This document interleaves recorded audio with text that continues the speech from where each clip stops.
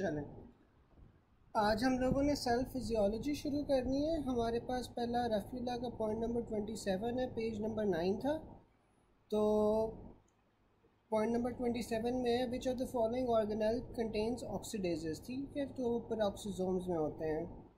अब हम सारे जो ऑर्गेनेल्स हैं उनकी एक एक करके डिटेल्स पढ़ लेते हैं। जो रफ़ एंडोप्लाज्मिक रेटिकुलम होता है, रफ़ एंडोप्लाज्मिक रेटिकुलम आपके पास प्रोटीन्स की सिंथेसिस के अंदर इन्वॉल्व होता है, जबकि जो स्मूथ एंडोप्लाज्मिक रेटिकुलम है, स्मूथ एंडोप्लाज्मिक रेटिकुलम आपके पास लिपिड्स की और स्टीरॉयड्स की सिंथेसिस में इन्वॉल्व होता है। साथ में ये कैटाबोलिज्म और डिटॉक्सिफिकेशन करवाता है टॉक्सिक सब्सटेंसेस की। जो राइबोसोम्स होते हैं, राइबोसोम्स अगेन आपके पास प्रोटीन्स की सिंथेसिस के अंदर इन्वॉल्व होते हैं।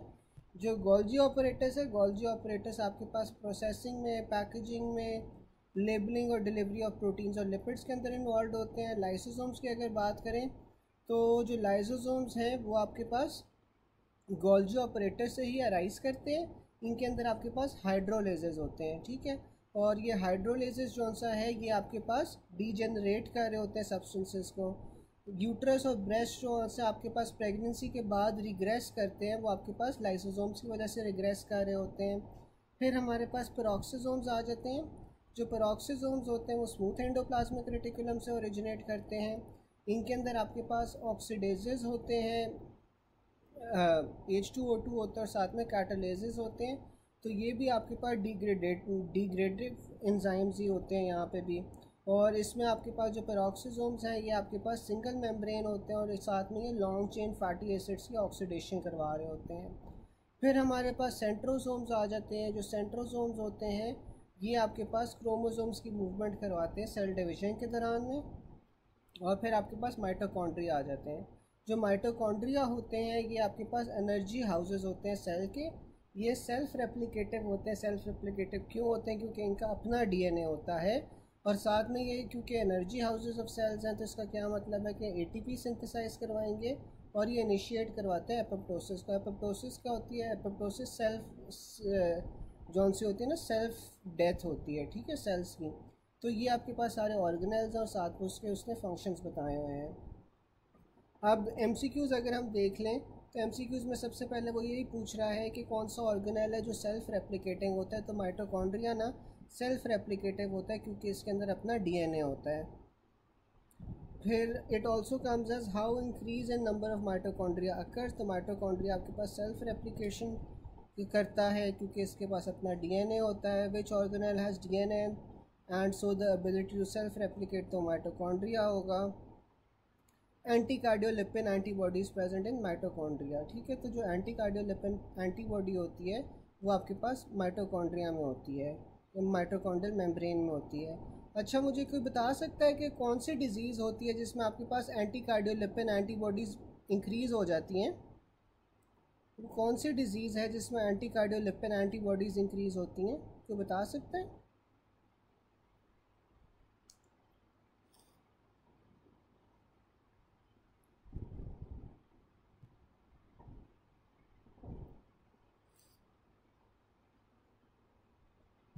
बिल्कुल, एंटी फॉस्फोलिपिड सिंड्रोम। ठीक है, फिर हमारे पास आ जाता है protein proton gradient occurs in mitochondria. तो ये जो प्रोटीन प्रोटॉन ग्रेडियंट होता है ना, इसी से बेसिकली आपके पास जो सा एनर्जी की प्रोडक्शन हो रही होती है। फिर आ रहा है proton gradient is helpful in working of which of the following. तो आपके पास माइटोकॉन्ड्रिया होता है। The cell which would contain many mitochondria in its apical portion. तो जो एपिकल पोर्शन होता है वहाँ पे आपके पास क्या होता है? सीलिएटेड सेल्स होते हैं। सीलिएटेड सेल्स को आपके पास एनर्जी चाहिए होती है टू फंक्शन। ठीक है, क्योंकि सीलिया आपके पास कॉन्स्टेंटली मूवमेंट करवा रहे होते हैं। ठीक है, तो इस वजह से इन्हें एनर्जी चाहिए होगी मूवमेंट के लिए, और इसलिए इसमें आपके पास एपिकल पोर्शन में फिर माइटोकॉन्ड्रिया प्रेजेंट होते हैं। इट ऑल्सो कम्स एज, मैं बताता हूँ डॉक्टर मुरसाल, मैं बताता हूँ। फिर आपके पास आ रहा है the cell which would contain many mitochondria in its apical portion, तो वो सीलिएटेड सेल्स हैं। It also comes as increase number of mitochondria are present in apical layer of which cell, तो आपके पास वो सीलिया है। इलेक्ट्रॉन ट्रांसपोर्ट चेन आपके पास माइटोकॉन्ड्रिया में होती है। अगर आप लोगों को बायोकेम फर्स्ट ईयर वाली याद हो तो आपने इलेक्ट्रॉन ट्रांसपोर्ट चेन पढ़ा होगा। ये जो इलेक्ट्रॉन ट्रांसपोर्ट चेन होती है ना, इसी के अंदर आपके पास ये प्रोटॉन ग्रेडियंट जौन सा होता है वो मेंटेन हो रहा होता है। और जो प्रोटॉन ग्रेडियंट है ये आपके पास क्यों ज़रूरी होता है? ये आपके पास एनर्जी प्रोडक्शन के लिए ज़रूरी होता है। ये आपके पास एडीपी को एटीपी के अंदर कन्वर्ट करता है, जो ये आपके पास इलेक्ट्रॉन ट्रांसपोर्ट चेन होती है। और इसी के अंदर आपको प्रोटीन प्रोटॉन ग्रेडियंट मिलता है, ठीक है। फिर आपके पास आ रहा है which organelle is the energy house of cell, तो वो माइटोकॉन्ड्रिया है। The proteins found in mitochondria primarily synthesized by free ribosomes. तो जो आपके पास राइबोसोम्स होते हैं, राइबोसोम्स आपके पास प्रोटीन की सिंथेसिस करवा रहे होते हैं। Regarding red blood cells the most appropriate statement is, तो रेड ब्लड सेल्स के अंदर ना माइटोकॉन्ड्रिया नहीं होता, ना ही रेड ब्लड सेल्स के अंदर आपके पास कोई न्यूक्लियस होता है, ठीक है, ना माइटोकॉन्ड्रिया होता है।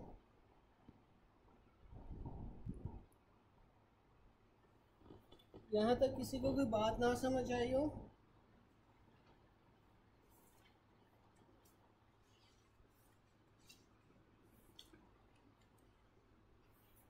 फिर आपके पास आ जाता है student is watching organelles under microscope which is in dividing stage, तो आपके पास वो माइटोकॉन्ड्रिया आ जाएगा।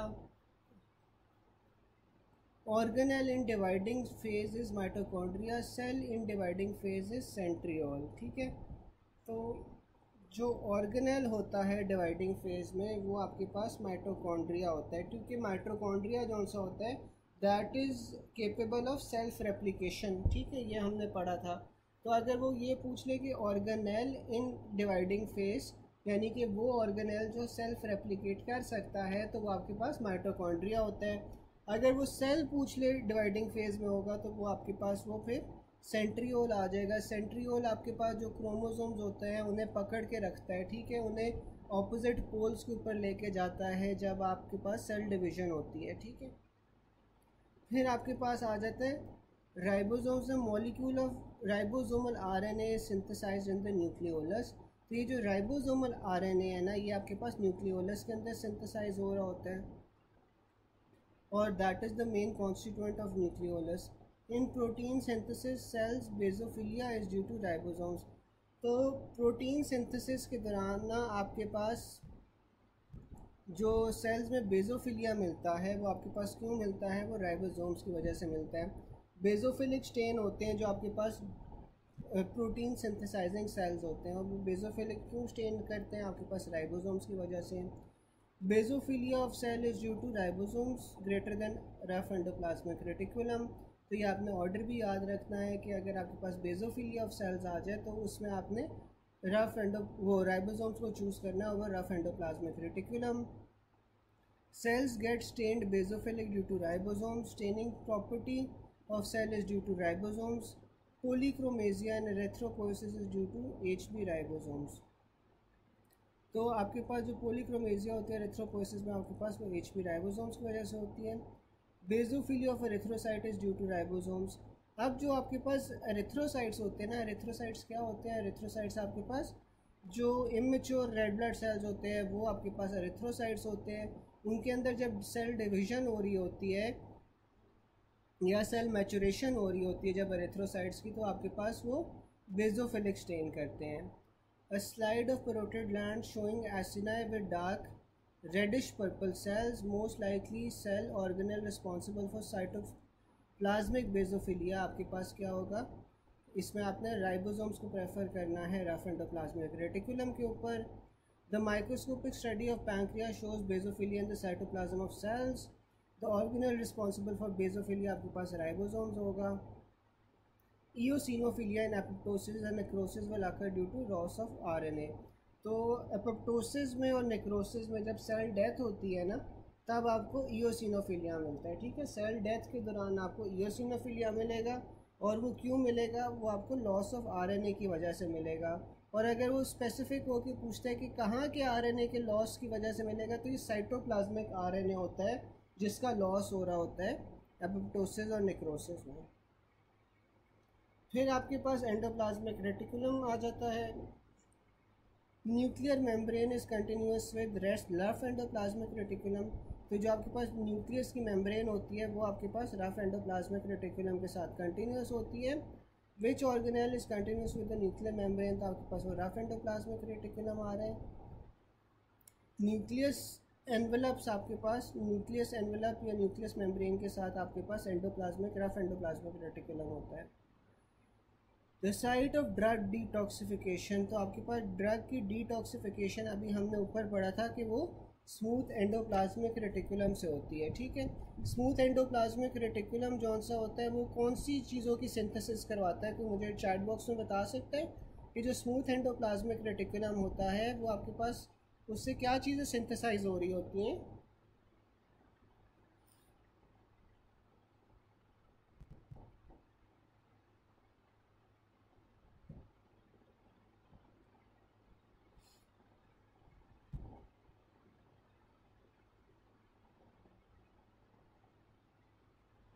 बिल्कुल, लिपिड्स और स्टीरॉयड सिंथेसाइज हो रहे होते हैं और साथ में ये कैटाबोलिज्म और डिटॉक्सिफिकेशन करवा रहा होता है टॉक्सिक सब्सटेंसेस की। ठीक है, फिर आपके पास आ जाता है कि प्रोटीन सिंथेसिस। तो जो प्रोटीन सिंथेसिस होती है ना उसके लिए आपको क्या चाहिए होता है, उसके लिए आपको mRNA चाहिए होता है, न्यूक्लियोटाइड्स चाहिए होते हैं, tRNAs चाहिए होते हैं, राइबोसोम्स चाहिए होते हैं, साथ में एंजाइम्स चाहिए होते हैं। ठीक है, तो जो आपके पास प्रोटीन की सिंथेसिस होती है उसमें mRNA और tRNA चाहिए होगा, साथ में आपको न्यूक्लियोटाइड्स चाहिए होंगे, राइबोसोम्स चाहिए होंगे और एंजाइम्स चाहिए होंगे। प्रोटीन सिंथेसिस आपके पास रफ एंडोप्लाज्मिक रेटिकुलम में होती है। फिर it also comes as rough endoplasmic reticulum is involved in protein synthesis. Rough endoplasmic reticulum is important cell organelle, it is most common site of protein synthesis. ठीक है, तो protein synthesis में भी आपने जौन सा है ये राइबोसोम्स को प्रेफर करना होगा rough endoplasmic reticulum. Which of the following organelle is needed for steroid metabolism, तो स्टीरॉयड मेटाबॉलिज्म के लिए आपको स्मूथ एंडोप्लाज्मिक रेटिकुलम चाहिए होता है जिस तरह अभी आप लोगों ने बताया था। फिर आपके पास आ जाते हैं in steroid producing tumours which organelle is primary involve in steroid synthesis, तो स्टीरॉयड्स की सिंथेसिस के लिए आपके पास स्मूथ एंडोप्लाज्मिक रेटिकुलम आ जाता है। The site of steroid hormone synthesis आपके पास स्मूथ एंडोप्लाज्मिक रेटिकुलम होगा। The symmetry of cell membrane is established primarily by one of the following, तो आपके पास मेम्ब्रेन की सिंथेसिस आ जाती है स्मूथ एंडोप्लाज्मिक रेटिकुलम। जो निसल बॉडीज़ होती है, निसल बॉडीज़ आपके पास रफ एंडोप्लाज्मिक रेटिकुलम में ज़्यादातर प्रेजेंट होती हैं और एक्सन हाइलक के अंदर ना ये एब्सेंट होती है। एक्सन हाइलक क्या होता है, जहाँ पे आपके पास सेल बॉडी से एक्सॉन निकल रहा होता है ना वहाँ पे जो डायलेशन होती है वहाँ उससे आप एक्सन हाइलक कहते हो, और जो एक्सन हाइलक है वहाँ पे आपके पास निसल बॉडीज़ एब्सेंट होंगी और जो आपके पास रफ एंडोप्लाज्मिक रेटिकुलम है वहाँ पे आपके पास निसल बॉडीज़ पाई जाती हैं। फिर आपके पास लाइसोसोम्स आ जाती है आफ्टर जी प्रोटीन सिंथेसिस में आपने राइबोसोम्स को प्रेफर करना होगा rough endoplasmic reticulum.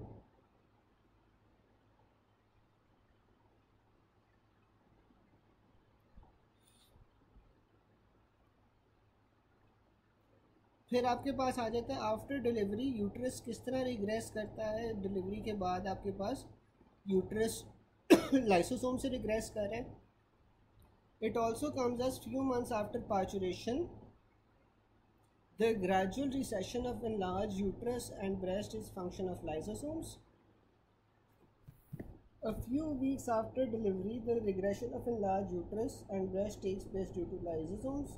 After pregnancy or parturition, uterus का size आपके पास lysosomes की वजह से कम हो रहा होता है। फिर आपके पास आ रहा है regarding lysosomes what is true, तो lysosomes के अंदर आपके पास हाइड्रोलिटिक एंजाइम्स होते हैं।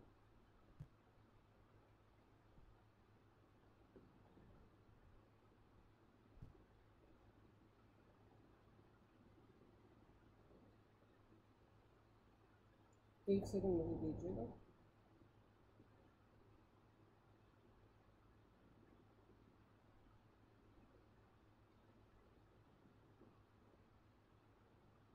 मैं ये आपको बता रहा था कि जो निसल बॉडीज़ होती हैं ना, निसल बॉडीज़ आपके पास ग्रैनुलर स्ट्रक्चर्स होते हैं जो कि आपके पास साइटोप्लाज्म ऑफ न्यूरॉन्स के अंदर प्रेजेंट होते हैं, ठीक है।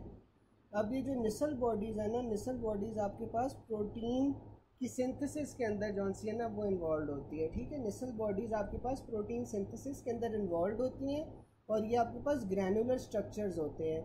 और ये जो निसल बॉडीज़ है ना, ये आपके पास रफ एंडोप्लाज्मिक रेटिकुलम में होती हैं मेजॉरिटी, और जो एक्सोन हाइलक होता है ना, एक्सोन हाइलक के अंदर ये एब्सेंट होती हैं। एक्सोन हाइलक होता क्या है? एक्सोन हाइलक जौन सा है ना आपके पास, एक्सोन की डायलेशन होती है जहाँ पे वो सेल बॉडी के साथ मिल रहा होता है, ठीक है, उससे आप एक्सोन हाइलक कहते हैं।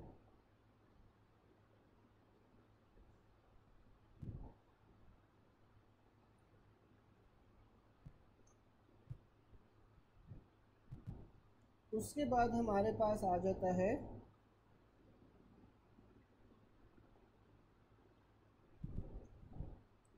कि regarding lysosomes what is true. तो लाइसोसोम्स के अंदर आपके पास हाइड्रोलिटिक एंजाइम्स होते हैं।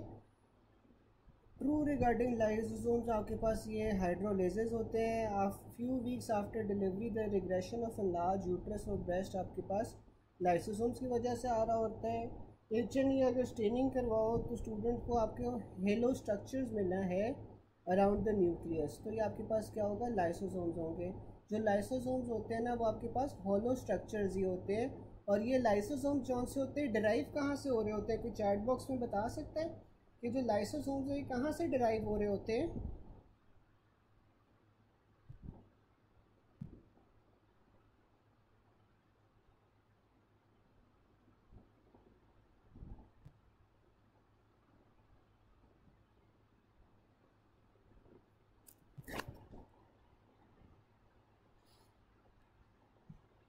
बिल्कुल गोल्जी से।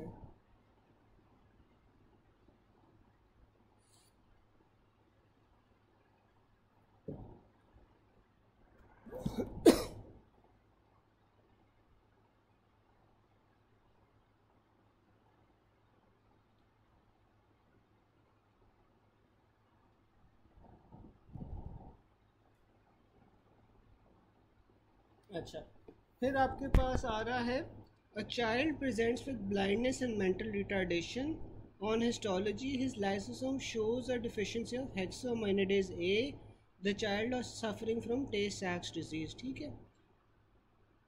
तो ये जो आपके पास टे सैक्स डिजीज़ होती है ना, ये आपके पास लाइसोसोम स्टोरेज डिजीज़ होती है, ठीक है। और इसमें आपके पास हेक्सोमेनिडेज ए की डेफिशिएंसी होती है। ये आपने टे सैक्स डिजीज़ बायोकेम में पढ़ी हुई है? टे सैक्स डिजीज़ बायोकेम में पढ़ी है सबने?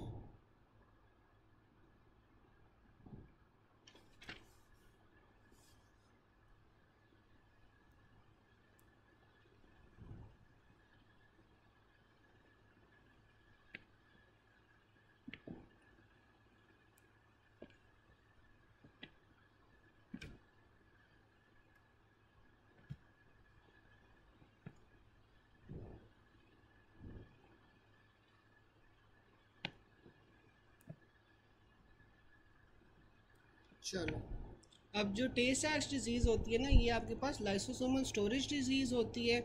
और इसके अंदर आपके पास कौन सा है ना, हेक्सोमेनिडेज ए की डेफिशिएंसी होती है।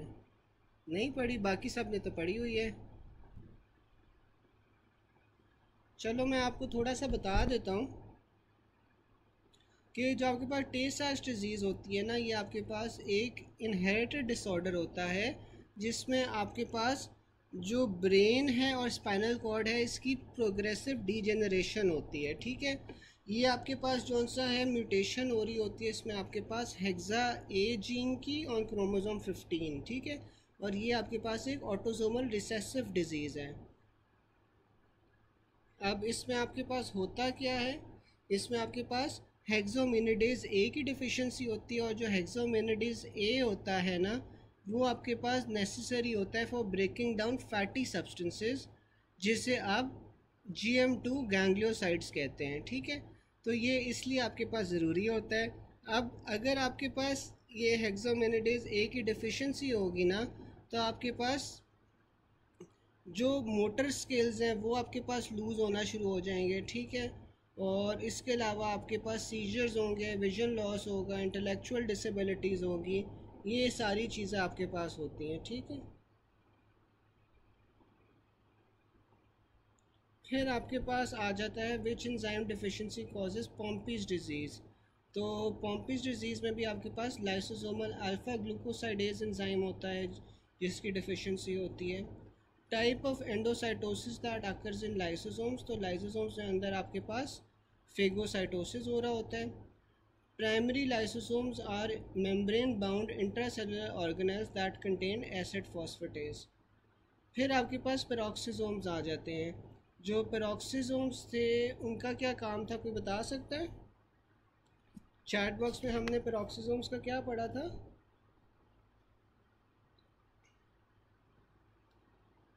कि इनके अंदर हमारे पास ऑक्सीडेजेस होते हैं, H2O2 होता है, साथ में हमारे पास कैटालेजेस आ जाते हैं, ठीक है। ये ओरिजिनेट आपके पास स्मूथ एंडोप्लाज्मिक रेटिकुलम से कर रहे होते हैं और ये long chain fatty acid oxidation करवा रहे होते हैं, ठीक है।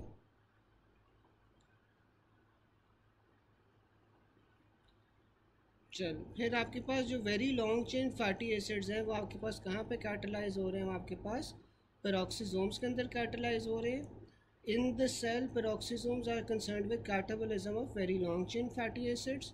In cells, the enzyme oxidase is present in peroxisomes. In cell, the enzyme oxidase and H2O2 are present in peroxisomes. Alcohol की डिटॉक्सिफिकेशन आपके पास पेरोक्सिसोम से हो रही होती है। हाइड्रोजन पेरोक्साइड आपके पास पेरोक्सिसोम्स में होता है। Bactericidal agent such as O2 and H2O2 are produced in neutrophils from peroxisomes. Peroxisomes are form by self replication by budding of smooth endoplasmic reticulum. तो आपके पास जो पेरोक्सिसोम्स थे वो स्मूथ एंडोप्लाज्मिक रेटिकुलम से बन रहे थे। जो आपके पास neutrophils kill bacteria by reactive oxygen species. और ये जो रिएक्टिव ऑक्सीजन स्पीशीज़ हैं जैसे कि आपके पास H2O2 हो गया या ऑक्सीडेजेस हो गए, ये सारी रिएक्टिव ऑक्सीजन स्पीशीज़ हैं और ये आपके पास पेरोक्सिसोम से बन रही होती हैं।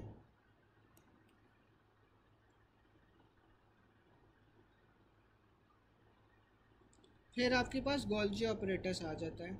जो फैटी एसिड और ग्लिसरॉल होता है वो आपके पास कंबाइन होता है इन गोल्जी ऑपरेटस। अच्छा, मुझे कोई बता सकता है कि ये जो आपके पास तीन फैटी एसिड्स हैं और एक ग्लिसरॉल है, ये मिल के कौन सा मॉलिक्यूल बनाता है? तीन फैटी एसिड्स और एक ग्लिसरॉल का मॉलिक्यूल मिल के आपके पास कौन सा मॉलिक्यूल बनाएगा?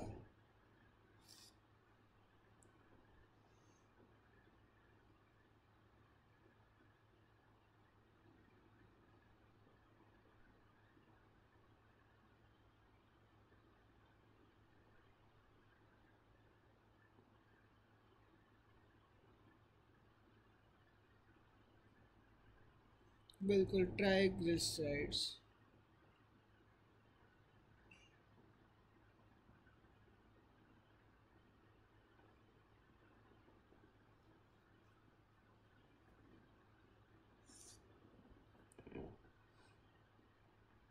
अब वही बात आगे भी आ जाती है कि जो फैटी एसिड्स हैं are converted to neutral fats in Golgi operators. जो फाइनल पैकेजिंग और रिलीज़ होती है और सब्सटेंसेस आकर फ्रॉम विच ऑर्गेनेल, तो पैकेजिंग और रिलीज़ आपके पास गोल्जी ऑपरेटर से हो रही होती है। Packaging and transport of carbohydrates and protein is gun by Golgi operators. The organelle that combines proteins with carbohydrates and packages them within the vesicles for secretion आपके पास Golgi complex होता है। Packing and transport of carbohydrate and proteins is run by Golgi operators. The organelle which is scanner shaped cisternae with concave surface facing nucleus, तो आपके पास ये Golgi apparatus होता है, ठीक है। अब जो गोल्जी ऑपरेटस है ये स्कैनर शेप्ड होता है, इसके आपके पास कॉन्केव सरफेस होती है और जो कॉन्केविटी होती है वो आपके पास न्यूक्लियस की तरफ फेस कर रही होती है। A cell active in protein synthesis will have dense prominent nucleolus. Secretory vesicles of the cells are synthesized in Golgi apparatus. Misfolded proteins formed by Golgi are degraded in proteosomes. फिर आपके पास आ जाता है, it also comes as during protein synthesis in the endoplasmic reticulum. Golgi apparatus defective structures are detected and abnormal proteins are degraded in proteosomes. अब जो आपके पास protein synthesis है ना, प्रोटीन सिंथेसिस आपके पास कहाँ पे हो रही होती है? रफ एंडोप्लाज्मिक रेटिकुलम में, और फिर ये आपके पास गोल्जी ऑपरेटस में चली जाती है। गोल्जी ऑपरेटस में जो मिसफोल्डेड प्रोटीन्स है ना, वो जाके डिग्रेड होती हैं बाय द प्रोटियोजोम्स, ठीक है। फिर आपके पास आ जाता है थायराइड हार्मोन रिसेप्टर्स। आपके पास कहाँ पे होते हैं? थायराइड आपके पास एक स्टीरॉयड मॉलिक्यूल है, तो ये जो स्टीरॉयड हार्मोन्स हैं इसके न्यूक्लियस आपके पास, इसके जो रिसेप्टर्स हैं वो आपके पास न्यूक्लियस के ऊपर मौजूद होते हैं। Most growth hormones have their receptors located on the plasma membrane. Growth hormone के जो रिसेप्टर्स होते हैं वो प्लाज्मा मेम्ब्रेन में होते हैं, जबकि जो थायराइड हार्मोन है इसके रिसेप्टर्स आपके पास न्यूक्लियस के अंदर मौजूद होंगे।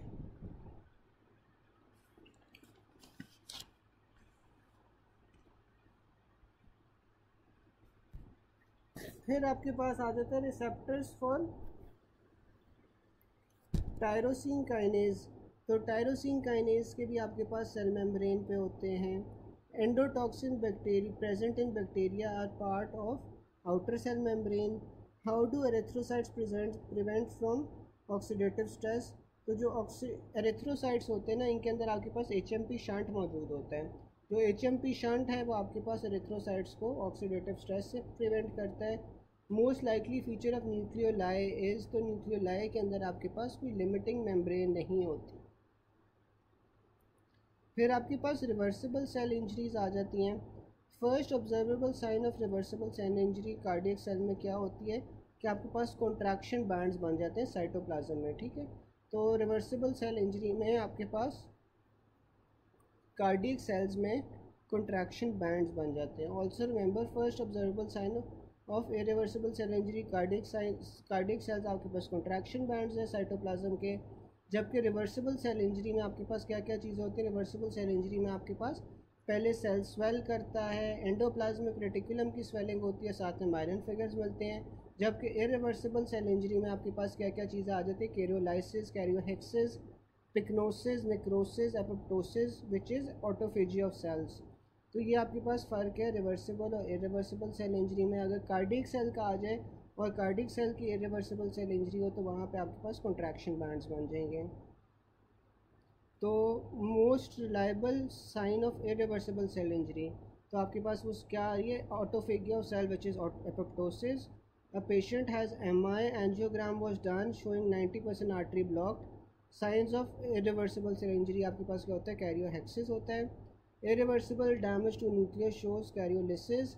Regarding irreversible cell injury, most important is rupture of cell membrane and release of cellular enzymes. Regarding irreversible cell injury, most important is, तो irreversible cell injury में आपके पास क्या होता है? massive influx होता है कैल्शियम का।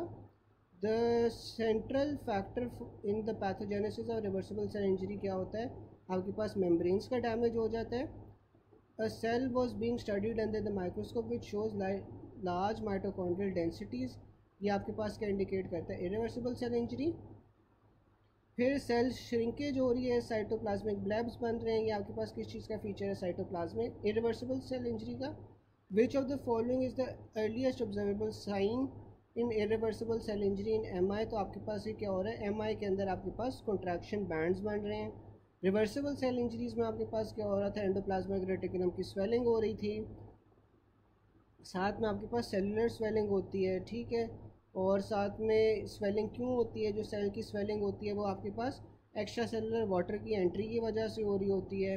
What is the first sign of reversible cellular damage? तो फर्स्ट साइन में आपके पास क्या आता है? बलूनिंग होती है और साथ में हाइड्रोपिक चेंजेस आते हैं सेकेंडरी टू माइटोकॉन्ड्रियल इंजरी, ठीक है। तो ये आपके पास रिवर्सिबल और इरिवर्सिबल सेल इंजरीज़ के डिफरेंसेस थे, ठीक है। आज गए हम इतना ही कर रहे हैं, ठीक है। ये आप अच्छी तरह पढ़ लो ताकि आपका जो सेल का है ना वो एक बार शुरू हो जाए तो हमारे पास कल का दिन भी है, कल के दिन में ना हम फिर बाकी, और परसों का दिन भी है, हमारे पास 2 दिन और हैं। जी जी डॉक्टर मुरसाल, आप पूछें, कुछ पूछना है? किसी को क्वेश्चन है अभी तक?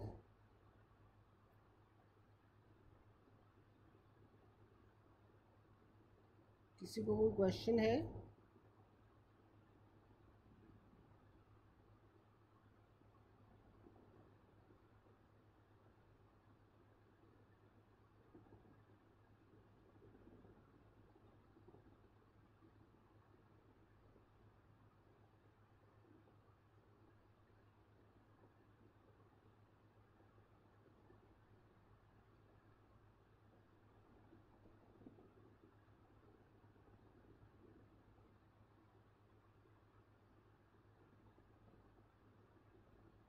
डॉक्टर मुरसाल इस तरह है।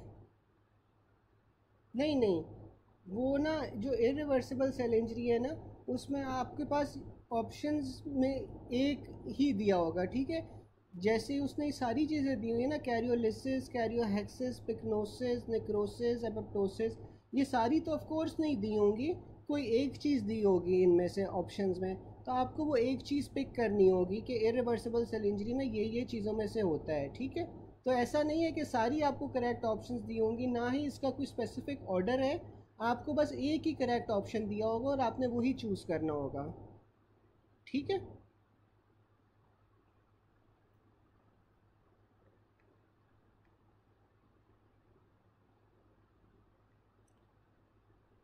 जो एच एम पी शंट होता है ना, ये हेक्सोस मोनोफॉस्फेट शंट होता है। ये आपके पास जो सा है ना, एक ऑल्टरनेट पाथवे है टू ग्लाइकोलिसिस, ठीक है।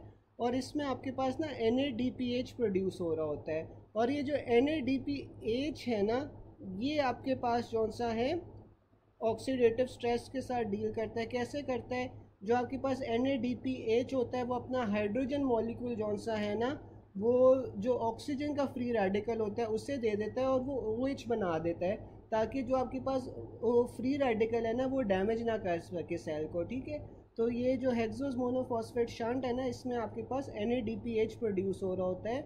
और ये जो NADPH है, इसने अपना हाइड्रोजन मॉलिक्यूल ऑक्सीजन के फ्री रेडिकल को दे देना है, ताकि वो इंजरी ना कर सके, ठीक है। डॉक्टर फरहान समझ आ गया?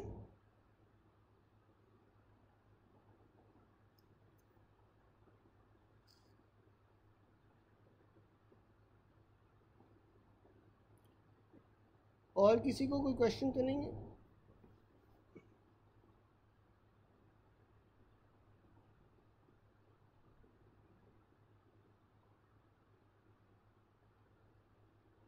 चलें, आज के लिए इतना ही है। कल फिर ना दोबारा से हम कंटिन्यू करेंगे सेल को ही, ठीक है। चलें, अल्लाह हाफिज़।